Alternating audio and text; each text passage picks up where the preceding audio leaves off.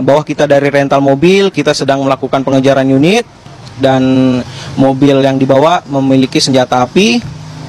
Kita meminta perlindungan atau pendampingan. Nggak heran lagi saya kalau misalnya polisi di Indonesia, Mas. Ini bukannya saya mau membandingkan ya, tapi polisi di Taiwan ini ya, tetanggamu aja berisik. 5 menit langsung datang kalau misalnya kamu laporin, ya. Ditelepon aja, nggak perlu ke kantor polisi buat laporan resmi, nggak perlu. Apalagi kalau misalnya kita telepon sifatnya udah mengancam nyawa, udah darurat banget. 5 menit Pak sampai ke rumahmu, Pak. Jangankan yang kayak gitu, Pak. Misalnya aja nih tetanggamu lebih sukses warungnya daripada kamu, terus kamu cari gara-gara, datang tuh polisi yang ngedamein. 5 menit semuanya. Kalau di Konoha nunggu metong dulu orang baru bertindak, ya kan. Nanti setelah metong, setelah ada kejadian baru klarifikasi sono sini ya, konferensi pers gitu. Kalau misalnya polisi Indonesia, jangan marah, ini fakta polisi Indonesia ya. Polisi Indonesia ojo marah ya kalian ya. Kepolisian Indonesia harus berbenah diri dari atas sampai ke bawah ya, bukan bekerja untuk masyarakat tertentu doang, oke? Tapi seluruh Indonesia. Wih, terjadi lagi nih kasus penembakan yang terjadi di Tol Jakarta Merak, tepatnya di rest area kilometer 45, yang mana bos pemilik rental mobil ini tewas di tempat akibat ditembak oleh komplotan pelaku penggelapan mobil. Wah, ini mah kalau sampai pelaku sudah memegang sempi, berarti nih pelaku bukan orang biasa, patut dicurigain ini. Jadi peristiwa ini bisa terjadi itu berawal dari korban. Bos pemilik rental mobil ini sudah melakukan pencarian terhadap mobilnya yang dicurigai telah dilakukan penggelapan, karena GPS yang dari mobilnya tuh tiba-tiba terputus tepatnya di Pandeglang. Sesampainya di Pandeglang, ternyata mereka tuh berpapasan gitu sama mobil yang sedang mereka cari. Terus mereka tuh mengkonfirmasi kepada pengguna mobil tersebut. Namun pengguna mobil tersebut yang merupakan salah satu para pelaku ini, ternyata tuh mereka tuh mengaku sebagai anggota sambil menunjukkan sempi. Nah, pada saat perdebatan itu, mobil dari bos pemilik rental mobil ini ditabrak yang merupakan teman dari salah satu komplotan penggelapan mobil ini, sehingga para pelaku di sini bisa lari. Nah, pada saat pengejaran itulah tim dari korban ini tuh sebenarnya sudah pergi ke Polsek Cinangka untuk membuat laporan dan meminta pendampingan. Namun laporan mereka tuh ditolak.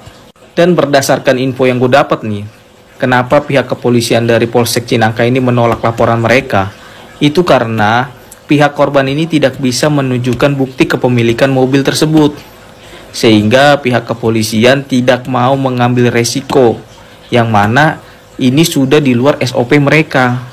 Nah, karena mereka tidak berhasil mendapat pendampingan dari pihak kepolisian, akhirnya mereka tetap nih mengejar para pelaku. Makanya terjadilah kejar mengejar hingga ke rest area kilometer 45 ini. Disinilah terjadi penembakan maut tersebut. Sebenarnya masalah penggelapan mobil ini itu bukan terjadi sekali atau 2 kali ya. Udah beberapa kali kejadian kasus penggelapan mobil, yang awalnya cuman merental mobil, namun ujung-ujungnya yaitu penggelapan mobil lah, atau mobil yang dirental ini digadaikan ke orang lain. Padahal ya baru terjadi tuh kasus juga penggelapan mobil yang terjadi di Pati, Jawa Tengah, kalau kalian masih ingat ya, yang mana bos pemilik rentalnya juga yaitu tewas. Maka dari itu nih, buat kita semua ya jangan gampang-gampang lah kita merentalkan kendaraan pribadi kita, apalagi tuh sampai lepas kunci, karena tuh ada resikonya dari yang kita merental kendaraan itu. Semoga pihak kepolisian tuh segera ya menangkap para pelaku yang sudah melakukan penembakan hingga tewas bos pemilik rental mobil ini. Karena masyarakat Indonesia juga sekarang bertanya-tanya, mengapa pelaku ini bisa mempunyai sempi? Apakah benar yang diduga bahwa pelaku adalah anggota? Coba nih buat teman-teman ya, menurut kalian seperti apa kasus penembakan maut ini? Coba kasih pendapat kalian di kolom komentar. Ada lagi nih kasus penembakan bos rental mobil di Tangerang. Masih baru loh, mari kita bahas. Jadi pada tanggal 2 Januari 2025, seorang bapak bernama Ilyas Abdurrahman, pemilik Makmur Jaya Rental di Tangerang, menjadi korban penembakan yang diduga berkaitan dengan penggelapan mobil rental. Berita ini bermula ketika seorang penyewa bernama Ajat Supriyatna menyewa mobil Brio dari tanggal 31 Desember 2024 hingga 2 Januari 2025 untuk menjemput mertuanya di Sukabumi. Namun, pada hari kedua masa sewa, Ilyas mencurigai adanya tindakan yang tidak beres ketika GPS tracker yang dipasang pada mobil tersebut dicabut oleh penyewa. Aneh bukan? Karena memang si korban ini sudah meletakkan GPS, ada 2 di mobil tersebut. Ketika anak-anak Ilyas mencoba menghubungi penyewa melalui telepon, nomor tersebut tidak aktif. Merasa curiga dan khawatir kendaraannya akan digelapkan, akhirnya Ilyas bersama 2 anaknya serta 4 orang lainnya langsung mencari keberadaan mobil ini berdasarkan titik terakhir GPS. Setelah melakukan pencarian, mereka menemukan mobil rental tersebut berada di daerah Saketi Pandeglang.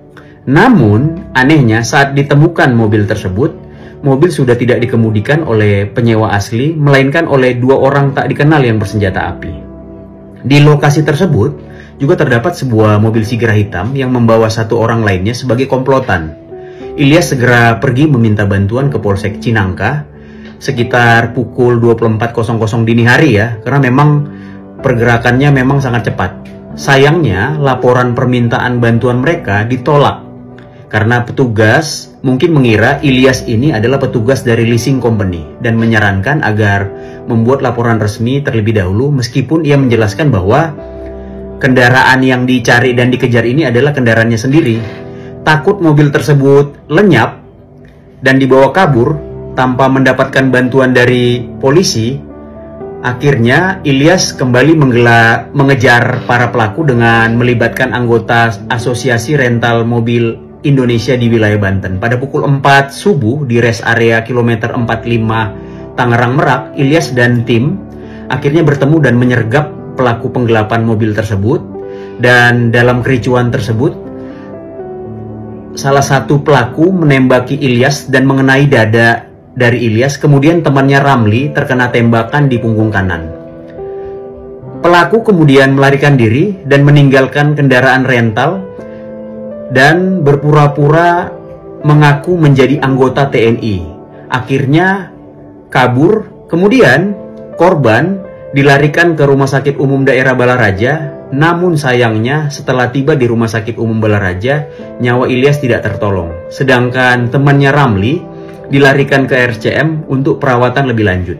Saat ini, kasus penembakan ini sudah ditangani oleh Polresta Tangerang dengan bukti awal berupa 5 selongsong peluru dan kendaraan rental yang dipinjam oleh si penyewa dan yang diambil oleh oknum yang tidak dikenal tersebut untuk mengungkap identitas para pelaku penembakan. Tapi perlu diketahui, dari kasus ini tidak hanya pelaku pengguna senjata api juga yang perlu diusut, tapi juga si penyewa. Bisa saja si penyewa itu adalah bagian dari oknum sindikat tersebut.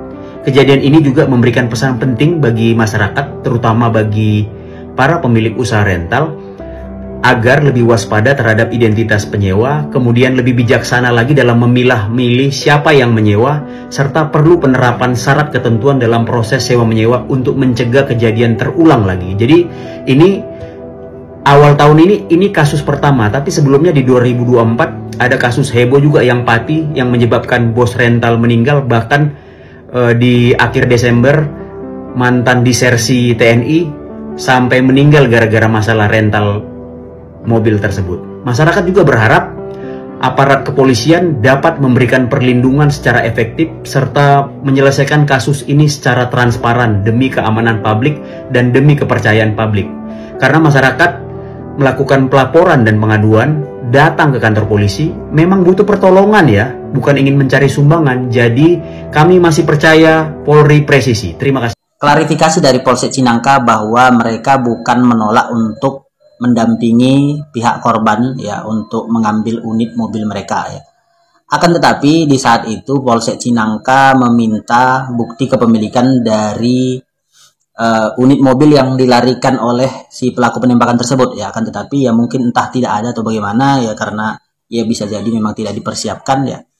Ya sehingga itulah alasan dari Polsek Cinangka menolak untuk mendampingi pihak korban ini, sehingga kejadianlah hal yang tidak diinginkan seperti ini ya. Karena ya bagaimana mungkin kita orang sipil biasa hendak menangkap orang yang katanya anggota dan memang mereka memiliki senpi ya, mereka memiliki senjata api ya. Tentu saja itu sangat berbahaya ya. Tapi menurut saya sekalipun tidak ada bukti kepemilikan ya harusnya ditindaklanjuti dulu, karena sudah ada aduan bahwa si pelaku ini menggunakan senjata api ya. Ya harusnya ditanggapi dulu ya. Ya kalaupun kedepannya entah si korban ini menipu ya, ya kan bisa dituntut balik ya. Yang penting gerak dulu ya. Tapi udahlah, itu sudah prosedur mungkin di negara ini ya, kita bisa berbuat apa ya kan.